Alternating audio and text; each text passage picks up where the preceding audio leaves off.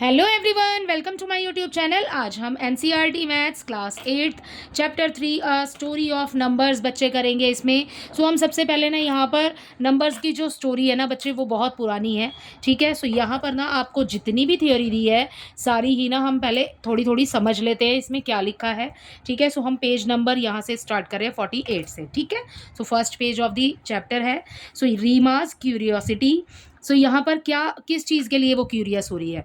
One lazy afternoon Reema was flipping through an old book when whoosh a piece of paper slipped out. मतलब उसके हाथ से एक book गिरी और उसमें से पीस ऑफ पेपर निकला। ठीक है, and float on the floor. She picked it up, उसने उसको उठाया and started at the strange at stared at the strange symbol. और ना उसमें ना एक बुक के, जब वो बुक गिरी तो उसमें से जो पेजेस निकले उसमें से एक पेज पर कुछ स्ट्रेंज सिंबल बने हुए थे। ठीक है बच्चे, इस टाइप के कुछ सिंबल्स बने हुए थे। अब ये सिंबल आपको भी समझ नहीं आ रहे होंगे, है ना। ऐसे ही रीमा को भी समझ नहीं आ रहे थे, तो उसने क्या किया, उसने सोचा what is this, she wondered. ठीक है, she ran to her father, वो अपने पिता के पास गई होल्डिंग द पेपर। ठीक है, पेपर लेकर के गई और वो उसने पूछा if it were a secret treasure. He looked at it and smile. ठीक है, जो फादर है उन्होंने देखा उस पेपर को और स्माइल किया। अराउंड 4000 ईयर्स पहले की बात हो रही है यहाँ पर। ठीक है, ये सिंबल तभी यूज करते थे हम काउंटिंग में, आज तो इसे यूज नहीं करते नंबर्स में, है ना, नंबर लिखने के लिए। ये वहाँ तब की बात हो रही है।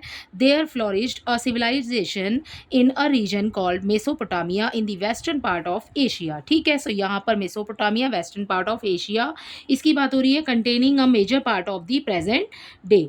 ठीक है, Iraq and few other neighbouring countries, this is one of the way they wrote their numbers. ये एक तरीका था नंबर को लिखने का। देख रहे हो आप, जैसे ये 1 है, 2 है। ठीक है, आप यहाँ पर देख रहे हो ये जो सिंबल है ये 3 का है, ये सिंबल हो गया। फिर 3 के बाद देख रहे हो आप नीचे एक और सिंबल बना हुआ है, दिस इज 4। फिर 2 बन गए। ठीक है, फिर 3 बन गए इसके नीचे। फिर मतलब 3 लाइन लगने के बाद में, और बच्चे फिर नीचे ना आगे आगे ही बढ़ता जा रहा है, देखो नीचे ही बढ़ रहा है ना।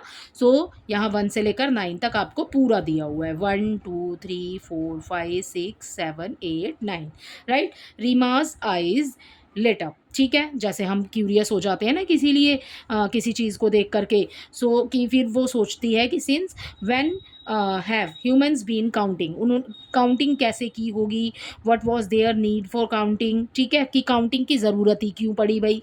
ठीक है, व्हाट वर दे काउंटिंग। ठीक है, वो क्या गिनते होंगे। ऐसे तो बहुत सारी चीज़ें हैं बच्चे, हमें अपनी डेली लाइफ में भी तो बहुत सारी चीज़ें गिननी पड़ती हैं ना। ठीक है, ये सारा बताया हुआ है उसके बारे में कि ये नंबर्स की शुरुआत कहाँ से हुई, राइट। आगे देखो, जब हम इस पूरी स्टोरी को पढ़ेंगे ना बच्चे, इस पूरे पेज पर आपका यही लिखा है, इंडियन नंबर सिस्टम के बारे में है यहाँ पर। ठीक है, पूरा बताया गया है। ठीक है, अब आते हैं अपने नेक्स्ट पेज पर। यहाँ पर नंबर सिस्टम की ही बात हो रही है, सारा नंबर्स के बारे में ही है। ठीक है, पूरा नहीं पढ़ रही हूँ। आगे बढ़ते हैं यहाँ पर। ठीक है, आगे देखिए। ये भी है बच्चे, यहाँ पर नंबर्स के बारे में ही सारा बताया गया है। ये है हमारा, ये है ब्राह्मी हो गया। ठीक है, हिंदू ग्वालियर, ओके। ये संस्कृत देवनागरी, राइट। फिर ये west Arabic, east Arabic. 11th centuries में कैसे यूज़ करते थे, ये वाले सिंबल यूज़ करते थे। 15th सेंचुरी में ये वाले सिंबल यूज़ करते थे। 16th में आ गए हम ये वाले नंबर्स पर। ठीक है, इतना आपको समझ आया, ये अलग अलग सेंचुरीज में हमने अलग अलग नंबर्स यूज़ किए हैं। ठीक है, ये सारा है बच्चे आपका नंबर्स के बारे में। अब आते हैं हम अपने पेज पर, नेक्स्ट वाले 51 पर, द मैकेनिज्म ऑफ काउंटिंग। ठीक है, अब हमें जैसे पूछा ना कि काउंटिंग करने की ज़रूरत क्यों हुई। यहाँ पर ना आपको कुछ क्वेश्चंस दिए हुए हैं, आपको इनके आंसर देने हैं। वो कैसे दोगे, उसके मेथड भी ना बच्चे नीचे ही लिखे हुए हैं, आंसर आपको देना नहीं है। मतलब आप इसको क्लियरली समझ लो कि आपको आंसर कैसे देने हैं। ठीक है, देखो, imagine that we are living in the stone age. अब आप अपने आप को इमेजिन करो कि आपके पास कोई नंबर नहीं है, यू कैन नॉट राइट दी 1 2 3। ठीक है, या फिर आप कोई नंबर, मतलब कोई भी नंबर आप नहीं लिख सकते। ठीक है, आपने इमेजिन करना है। ठीक है, say around 10,000 year ago suppose we have heard of cows. अब मान लो कि आपने इमेजिन कर लिया आपको कि आप स्टोन एज में हो। ठीक है, and you have the heard of cows. ठीक है, आपके पास बहुत सारी गायों का झुंड है, right. Here are some natural questions that we might ask about our herd. तो अब मुझे कैसे पता चलेगा भाई, मान लो मेरे पास बहुत सारी गाय हैं, ठीक है, या गाय का झुंड है। सो बच्चे मैं कैसे काउंट करूँगी कि मेरी जितनी गाय ग्रेजिंग के लिए गई थी उतनी ही की उतनी ही शाम को वापस आई है या नहीं आई, ठीक है। So first question is how do we ensure that all cows have return safely after grazing. Grazing के बाद में सारी जो सारी गाय है मेरी वो वापस आई है या नहीं, मैं कैसे इंश्योर करूँगी इसको। This is your first question, right. So your second question is do we have fewer cows than our neighbour, ठीक है। अब मुझे ये कैसे पता चलेगा कि जितनी गाय मेरे नेबर के पास हैं उतनी ही मेरे पास हैं, ठीक है। So same number of cow, ठीक है। डू वी हैव फ्यूअर, कि मेरे नेबर के पास जितनी गाय हैं उतनी ही मेरी वापस आई हैं या उससे कम वापस आई है, ठीक है। So this is your second question. Third है इफ़ देयर आर फ्यूअर, अगर कुछ कम गाय वापस आई है या मेरे पास कुछ कम गाय है, how many more cows would we need so that we have the same number of cows. So मेरे नेबर के पास जितनी गाय हैं उससे कम है मेरे पास, ठीक है। सो मुझे कितनी और गाय चाहिए एज, ठीक है, same number of cows as our neighbour.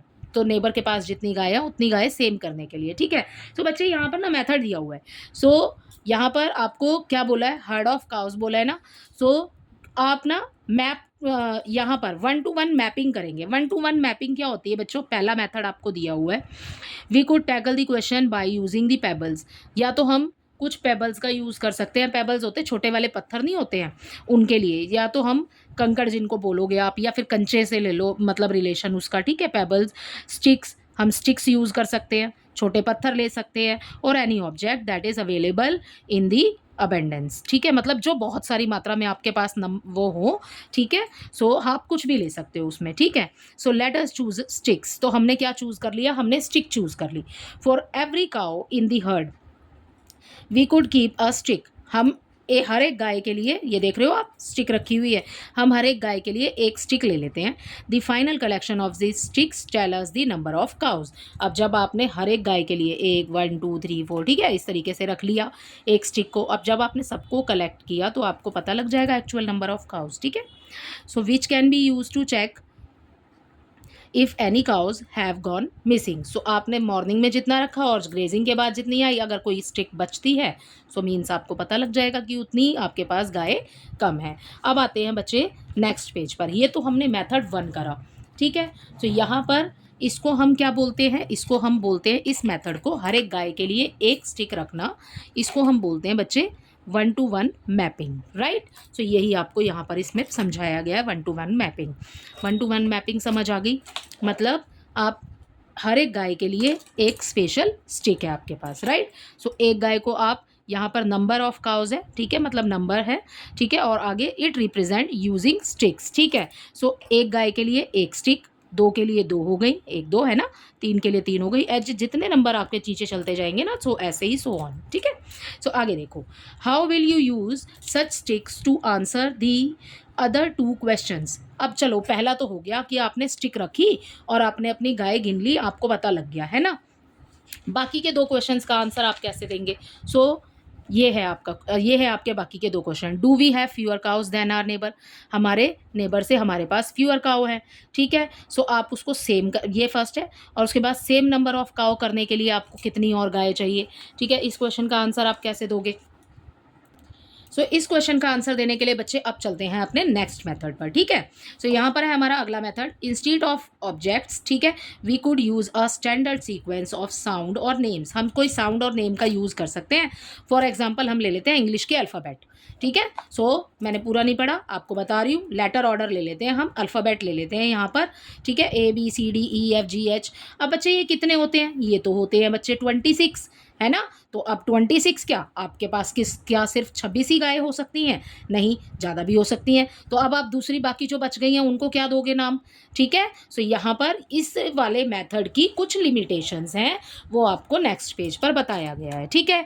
N obvious limitation of using only the letter of the English alphabet is in this form is that it cannot be used to count collection having more than 26 objects। तो बच्चे यही मैंने आपको बताया कि इसकी limitations हैं कि ये 26 तक ही गिन सकते हो आप, है ना। तो अगर आगे देखिए, how many numbers can you represent in this way using the sound of the letter of your language. ठीक है, अब लेटर्स लिए हैं बच्चे हमने, लेटर्स में कितने हैं आपके पास, 26 है ना, तो इसका आंसर हो जाएगा 26 इस वाले क्वेश्चन का। ठीक है, क्योंकि A to Z हमारे पास 26 ही होते हैं टोटल। ओके, सो आते हैं अब अपने थर्ड मेथड की तरफ। पहला मेथड कौन सा था बच्चे, स्टिक वाला था। सेकंड मेथड कौन सा था बच्चे, हमारे पास अल्फ़ाबेट का था। अब आते हैं हम थर्ड वाले मेथड की तरफ। सो थर्ड मेथड जो है वो आपके पास है, थर्ड मेथड रोमन नंबर का। ठीक है, सो रोमन नंबर आपने बचपन में किए ही होंगे। ठीक है, आपको वैसे भी आते होंगे। ठीक है, नहीं आते तो रोमन नंबर बच्चे एक सिंबल से लिखा जाता है। जैसे ये सिंबल रिप्रेजेंट कर रहा है 1 को, ये 2 3 4। ठीक है, अब आपको मान लो यहाँ तक तो आते हैं, 50 भी आपको जैसे कि पता होगा, 100 भी आपको पता होगा। लेकिन अगर हम बात करें किसी बड़े नंबर की, जैसे कि मान लो हम 900 की बात कर रहे हैं या हम 445 नंबर की बात कर रहे हैं, सो इसके लिए इसको आप कैसे लिख पाओगे जब तक आपको इस सिंबल की नॉलेज नहीं होगी कि 400 को क्या बोलते हैं। 45 तो चलो आपको यहाँ मिल जाएगा क्योंकि आपको 100 तक आते हैं। जब आपको नहीं पता होगा कि 400 को कैसे लिखते हैं या 900 को कैसे लिखते हैं, तो इसको पूरा कैसे लिख पाओगे। इसके लिए आपको सिंबल की नीड है। ठीक है, सो सिंबल आपको पता होना चाहिए तभी तो लिख पाओगे ना। सो आगे ना आपको इस पूरे में यही बताया गया है। From the discussion above we see the that, चलो ये क्वेश्चन पढ़ लेते हैं पहले। Do you see a way of extending this method to repeat bigger numbers as well, how. From the discussion above, यहाँ जो डिस्कशन हुई, we see that for counting and finding the size of collection we need a standard sequence of objects. ठीक है, सो ये बच्चे हमारा आ गया यहाँ पर नंबर सिस्टम। ठीक है, आगे बढ़ते हैं। इसमें नंबर सिस्टम में क्या है, a collection of object can be counted by making 1-to-1 mapping between them and the standard sequence following the sequence order. ठीक है, since there is no end to numbers, क्योंकि नंबर्स का कोई end नहीं है, the challenge to the come up with an unending standard. ठीक है, जहाँ पर अंत नहीं है सो फिर बच्चे अनएंडिंग स्टैंडर्ड हो गया। Sequence number system that is easy to count with using sticks given unending standard sequence number system, however it is not convenient। बच्चों जो स्टिक वाला जो हमने एग्जांपल लिया वो अनएंडिंग है। ठीक है, सो नंबर सिस्टम है, लेकिन इसका ना क्या है, ये कन्वीनियंट नहीं है।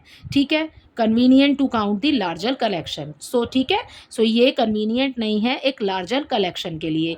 As we will need as many sticks as the number of the objects being counting. हमने 1-to-1 मैपिंग की थी ना, तो 1-to-1 हमें हर एक के लिए 1-1 चाहिए। ठीक है, सो बड़े नंबर्स के लिए। सो बच्चे यहाँ पर देखो ये कन्वीनियंट नहीं है, तो हमने जो तीनों मेथड सीखे उसमें इस पैराग्राफ में ना उसके बारे में बताया हुआ है, तो आपको पूरा ही बता देती हूँ। देखो पहला वाला हमने सीखा 1-to-1 मैपिंग स्टिक्स। ठीक है, स्टिक्स के साथ सीखा, तो वो कन्वीनियंट नहीं है to the larger number of collection. ठीक है, सेकंड वाला मेथड जो हमने किया वो था हमारा A to Z। ठीक है, उसकी भी लिमिटेशंस है कि उसको आप यूज़ नहीं कर सकते आने आने वाले बड़े नंबर्स के लिए। तो यहाँ पर फर्स्ट वाला और सेकंड वाला मेथड आपको पता लग गया। ठीक है, जब आते हैं हम मेथड नंबर थर्ड पर, मेथड नंबर थर्ड पर बच्चे हमारे पास हैं रोमन नंबर।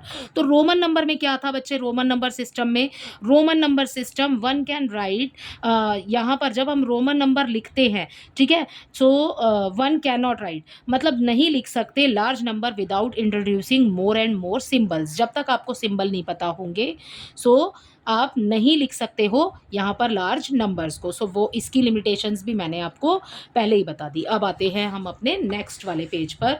ठीक है, सो यहाँ पर बच्चे अब आए हैं हमारे यहाँ नंबर्स। ठीक है, सो इनको हम क्या कहते हैं, इनको हम कहते हैं न्यूमरल्स। न्यूमरल्स में आपका आ जाएगा 0 1 5 36 193।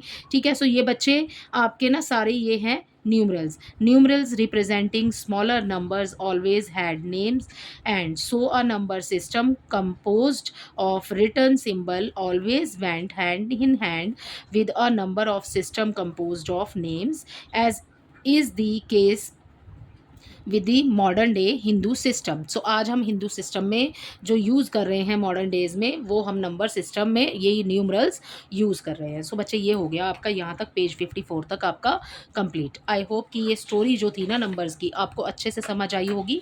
और इसमें हमने 3 मेथड यूज़ किए हैं। पहले में तो है स्टिक्स वाला आपका 1 to 1 मैपिंग, एंड सेकंड है आपका अल्फ़ाबेट, ठीक है, जो कि है आपके 26, ठीक है। और उसके बाद थर्ड वाला जो है हमारा मेथड वो है हमारा रोमन नंबर, ठीक। सो ये सारा पूरी स्टोरी है, ठीक है। और जो रोमन नंबर थे वो यूरोप में ज़्यादा यूज़ होते थे, ठीक है। सो यहाँ पर है ना यूज्ड इन यूरोप ये लिखा है यहाँ पर, ठीक है। सो बच्चे इसी के साथ में ना आपका यहाँ तक हो जाता है पेज 54 के, यहाँ तक हो जाता है कंप्लीट। फिगर इट आउट हम करेंगे नेक्स्ट वीडियो में। Thank you.